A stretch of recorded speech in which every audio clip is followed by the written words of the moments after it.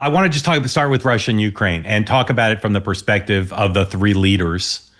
But first, facts on the ground. I keep reading that Russia has gone on offense. They're planning to do a big spring offensive. We've had the drone attack by Ukraine, but that's in the face of a lot of Russian aerial attacks. So where does the war stand in terms of, does Russia have more territory than it's ever had since the start of the war? Less? Are they poised to maybe make a breakthrough? Where does it stand on the ground? So just to briefly summarize, I'd say we're still in a war of stalemate, attrition. Russia has not, after 3 years, managed even to conquer all of Donetsk province, one of its basic targets when the war began. It's making slow incremental gains. It has been for at least a year in the war in the East. And Russia is said to be poised to make a significant new offensive from the northeast, heading toward Kharkiv and other targets that have been long in its sights. I think the question really is, what's the psychological balance in the war? When I was in Ukraine in the fall, I felt that they were really reaching a level of demoralization that was dangerous. That was, for me, the moment at which the Biden administration strategy of as long as it takes became obviously inappropriate. They were, as I wrote, bleeding out. I was just there 2.5, 3 weeks ago, and I found a quite different mood. The worst has happened for Ukraine. Donald Trump is president. Donald Trump is leaning toward Moscow. Ukraine feels on the verge of being abandoned by the United States, and yet, even so, it's still holding its ground. And I think it's in the interests of the morale of the country and the forces at the front that it's undertaking these very daring, audacious moves like the attack on the bombers on Sunday that caught the world's attention. I don't think that's a game changer in terms of the order of battle, but I think it's a significant morale boost. So just to come back to where we were, it is still a stalemate. I think Russia will make gains this summer. The thing that worries me and most people, I think most, is the danger to Ukraine's cities as Ukraine's air defenses begin to run out. There just aren't enough interceptors in the world to keep firing at the number of missiles and drones coming in. And then the level of destruction for Ukraine that's beyond anything we've seen. That's my fear. That by September, those cities will be in much more ragged shape. It seems to me the biggest questions go to Putin. What incentive does he possibly have now to negotiate a settlement? Almost none. I think the only possible incentive is that he thinks he can get so many benefits from President Trump that he doesn't want to make him angry, and will agree to make some concessions so as to keep good relations with the U.S. and have the America, in effect, on Russia's side in this attempt to rebalance Europe. But as we often say, Putin isn't interested in peace, he's interested in victory. He remains obsessed with this idea that Ukraine has become an anti-Russia, as his propaganda says. He feels this is a part of Russia that was pulled away at the end of the Cold War. He began brooding about it in 2007 in speeches. If you read Bill Burns' memoirs when he was stationed in Moscow, he repeatedly heard from Putin complaints about Ukraine. Putin attacked in 2014, as we remember, just took Crimea. Nobody did anything about it. So it's continued. He hasn't really lost any of that passion. And surprisingly to me, Mark, he's managed to convince the Russian people that this is a just cause. It's a catastrophic war in terms of casualties, the bleed on the Russian economy. But Russians seem to be behind him. Yeah, the three things that were cited from the beginning that argued for standing up to Putin were Russian public opinion, running out of able-bodied men to put on the front line, and the destruction of the Russian economy. And Putin seems to have finessed all three of those, correct? I would say correct. He has not fully mobilized Russia, and the war hasn't really touched cosmopolitan Russia in Moscow and St. Petersburg yet. And you could see a break in elite opinion if that happened, if boys were being swept off the streets of Moscow and sent to the front lines.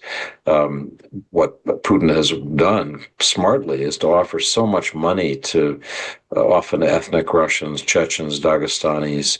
The bonuses for enlisting are so great that it's said that a family that's got 4 or 5 boys says, hey son, head off to the recruiter and gets to buy a new apartment and gets all the things it wants. And so the manpower problem that people expected hasn't happened. It's Ukraine that has a manpower problem. The morale problem that some of us thought might be ahead hasn't happened. And for some reason, whether it's poorly managed sanctions or Russian resilience, the Russian economy is holding up. So even if the president of the United States is able to convince Putin to accept a deal at a time when he wouldn't get everything he wanted, but give him a lot, it just doesn't seem to me that there's an overlap in what Putin would accept and what Zelensky could accept. And so although Zelensky makes noises about wanting a deal, I think under pressure from the United States, particularly after the Oval Office clash, I don't see anymore what the deal is. I did a year ago, but I don't see what the deal could be now. Do you see the outlines of a deal that Putin and Zelensky could both accept? No, I don't. I think there is a level of physical punishment that could change the decision calculus in Ukraine. But I think the truth is that no matter how long this war lasts, Putin has created precisely what he wanted to avoid in Ukraine.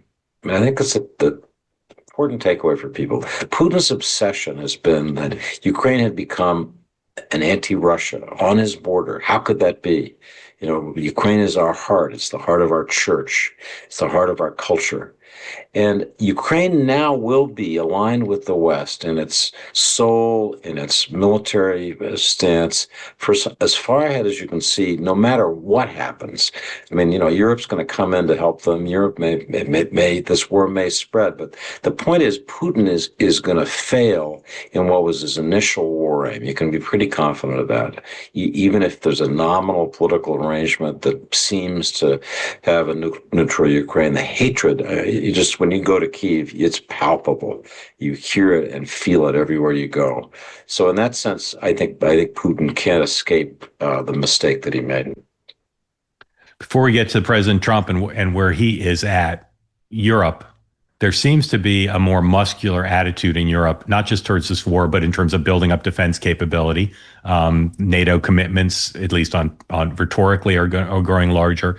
There seems to be a recognition that NATO and the EU the European part of NATO need to be more independent of the United States, that they can't rely on Donald Trump the way they felt they could rely on past presidents.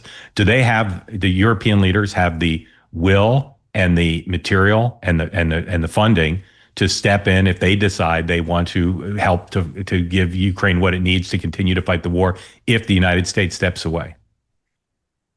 The honest answer is we'll see, but they're certainly talking as if they're ready to stand tall with Ukraine. I've been amazed that the new German Chancellor, Friedrich Merz, is talking about a 5% of GDP commitment to defense spending. That is astounding. It's far more than double what Germany used to spend. He has talked about creating a German army that's the most powerful in Europe. Once upon a time, that would have scared people, but now it's a welcome buffer against Russia. Again, if Russia continues threatening the Europeans, Russia's been waging what amounts to a paramilitary covert operation against European countries in NATO, blowing up warehouses, threatening to assassinate people, operations across Europe.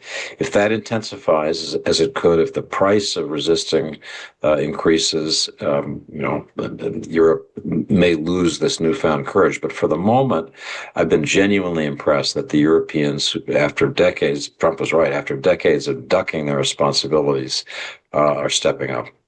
It's ironic because they're stepping up under pressure from Donald Trump, and they may execute what he may not be willing to do, which is robust support for Ukraine. If you want to be, I think, 1 sec, yeah, Mark. yeah, So of course. I think it's important because Trump often claims credit for this European turnaround. They're stepping up because they're afraid of this aggressive expansionist Russia. They're frightened of Putin. They're not doing this because Trump told them to. Well, interesting. How do you know that? I don't. Trump was hectoring them through his first term, and he didn't get much.